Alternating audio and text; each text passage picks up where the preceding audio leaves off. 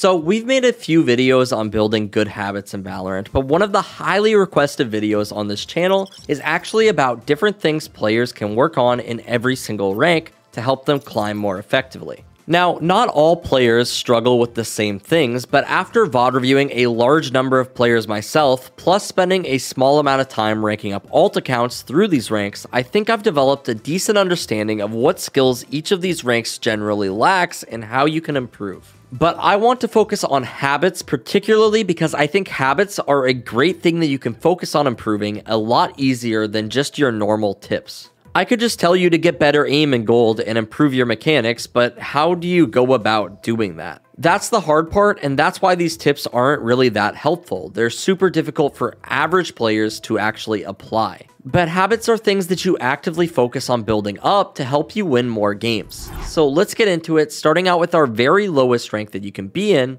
Iron. In Iron, things can be a bit difficult because oftentimes, contradicting what I just said, what you need to work on the most is just learning the game. Just getting a feel for what agents do and how to control your gun is oftentimes the thing that is going to help you hit bronze. That being said, I literally just told you I was going to give you habits, so the best habit that you can build up in bronze is just standing still when you shoot, aiming for the head, and only tap firing. This might sound a little ridiculous, like if you have a fully automatic gun, shouldn't you be spraying with it? Well, no. The recoil on weapons is far too difficult to control for an Iron player, and if I'm being entirely honest with you, your mechanics suck and your time to kill is likely going to be a lot higher if you're shooting more bullets than it will be if you're taking your time with your shots. Try not to panic when your opponents start spraying at you like monkeys. Don't worry about it. You're playing against bad players with zero discipline. You need to be the player who has the discipline to stop moving, aim, and then shoot. Don't worry about counter strafing, the fancy term that people throw around in guides. Don't worry about crosshair placement even. Just worry about standing still, aiming, and then tap firing. Moving up to bronze, that's when you can start focusing more on crosshair placement. Keep your crosshair at head level and still make sure that you stop moving when you shoot and click on the heads. Start to get a feel for the maps as well. Start to recognize where the head level is on different elevations, where you need to aim when you come around a corner for your crosshair placement to be at head level. This is going to make it a lot easier for you to land your shots. This is very similar to the habit that we had in Iron, but this time we're incorporating crosshair placement because it's something you absolutely need to build up before you start reaching any of the higher ranks. Keep in mind, crosshair placement is something even Immortal players are still improving on. It's a constant process and it all needs to start out early on so that you can begin to improve it. A year and a half later, my crosshair placement still is not even close to perfect because it's a steady process to improve. Moving into Silver, we're going to start incorporating your abilities. This is actually what we worked on mostly with Kirby in our Radiant Earpiece series that you may have seen on the channel. He was a Silver player who oftentimes struggled to use his utility correctly. Over time, we were able to help Kirby learn to play off of his utility as Killjoy, and even entry for his team as KO, and because of that, Kirby actually recently hit gold. We actually have the full coaching VODs for that available on the website, where our Radiant coaches walked Kirby through exactly how to play off of his Killjoy turret and set up for it for success, and even how to adapt when his team's pushes weren't working out too well. If you're looking for a glimpse of how Radiant level players are able to backseat actual Silver players to victory, I highly recommend checking out our course on the website, but most importantly, to play off of your utility, you need to start by actually using your utility in the first place. A great tool I've recommended in the past for players who are looking to analyze their utility usage throughout a game is just to look at the endgame stats and performance and see your abilities per round usage on the left side. It really depends on how many charges the abilities have, but if your ability say has 2 charges and you're only using it 0.5 times a round, that means that there are rounds where you don't even bother to use that ability. We want to get those stats up to at least 1 a round, and if you have 2 charges, hopefully you can get it to around 1.5.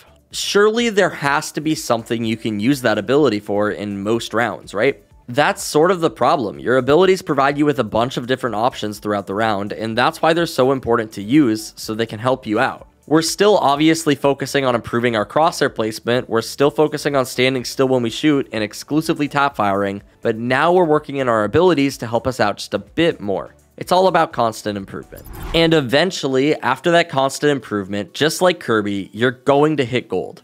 Once you're in gold, things are going to start to get a bit more tough. I have around 4 to 5 accounts right now currently sitting in Diamond Elo or higher, and for most of those accounts, they were placed in either high gold or low platinum. And I can honestly say that the biggest issues I see when I start ranking up those accounts is that players in these ranks don't ever communicate, and when they do, it's almost never valuable comms. Either they're trolling, or they're blaming somebody else on the team, or something in the match, or they're just talking trash. I honestly don't understand how players can have fun without communicating anything in their games. The best part about this game, in my opinion, is the tactics. It's playing off of your teammates and developing strategies to dismantle the enemy team. But you're in gold, and your strategies probably aren't going to dismantle the enemy team. So don't focus on developing strategies, and instead just focus on calling out what you see and what you hear. If you see somebody on your screen, say it. Don't just hear 5 people rushing A at the start of the round and not say anything until you die. Call that stuff out. Your team can't read your mind, and they oftentimes won't even be able to tell you that you need help unless you say something. So say something. If not for them, for yourself, so that you don't get run down by the entire enemy team.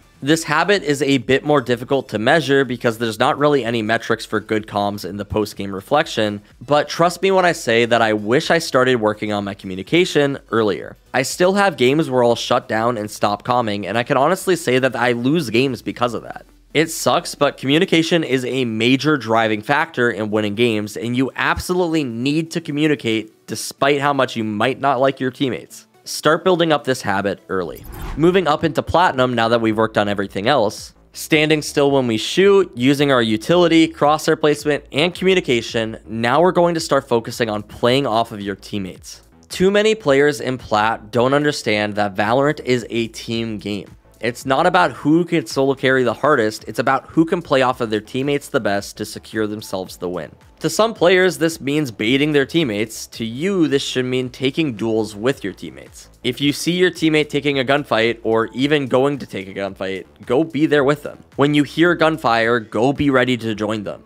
It sounds like a weird concept, but you should be running towards these fights. Don't just watch a teammate take a fight and stare at them, swing with them and help them out. It is way more difficult to deal with 2 targets shooting at you than it is 1. Similarly, so many players like to split up in their setups, but I actually suggest that you stack up with a teammate instead. You don't need to be covering every single entrance on the map with a player. Use your utility to make it easier to hold the map, and that way you can play off of your teammates a lot better and create plays. Once you've learned to play off of your teammates more though, hopefully you'll start approaching Diamond, and this is when you want to start focusing more on your movement. Early on, we talked about just standing still when you shoot, which is super important, but now I want you to stop standing still when you shoot. Don't just run around like a monkey, but counter strafe between your shots. I know I called it fancy earlier. It's fancy, but it's very important. You don't even need to tap fire anymore. Notice how we tap fired all the way through Platinum? That's just because I don't want you crouch spraying. Spraying is a good way for you to miss your shots and get yourself killed. By tap firing, you focus more on accuracy and it will transition much better into incorporating movement. Now when you take gunfights, you can shoot a burst of bullets, strafe to the side, and then shoot another burst. This reposition is going to give you a major advantage versus all of those crouch spraying Samanthas out there. We have a lot of guides out there on how to master these mechanics, so if you need help with them, just be sure to check those out. But I promise that you will win more gunfights and stay alive much longer once you actually learn how to incorporate movement into your gunfights. It's not as necessary in lower ranks because your opponent's aim won't really be that good anyway, so it's almost just better to take your time on your shots because they normally won't. But in higher ranks, you'll start encountering players with slightly better aim, and that's why this is important to focus on when going forward. Lastly though, pushing into Immortal ranks and above, this is all about refining all of those previous skills that we talked about. But the biggest thing I've noticed with Immortal players is that it doesn't seem like players have a very good understanding of more macro-related concepts in the game. They don't know how to create pressure and how to position and post-plant, or when to get aggressive, or when to play safely. I could talk probably for an hour about things that players in this rank actually need to improve on, but the biggest and best habit that I think that players can build up is just when in lower number situations, we're talking about stuff like 2v2s and 2v1s, you're almost always going to want to play with your teammate. Don't split up and don't try to make things happen alone. That is a good way to make all of your fights 50-50s. Instead, stay together. Take fights together and try to make your engagements 2v1s rather than 1v1s. So many times I see players in Immortal peak players solo in 2v1s and end up throwing the round in rounds that should be unlosable on paper. This is why it's a valuable habit, because you'll probably run into 2 to 3 rounds a game that are on paper unlosable that you'll easily end up losing because you play them incorrectly. Similar to Platinum, play with your teammates, your Elo will thank you later.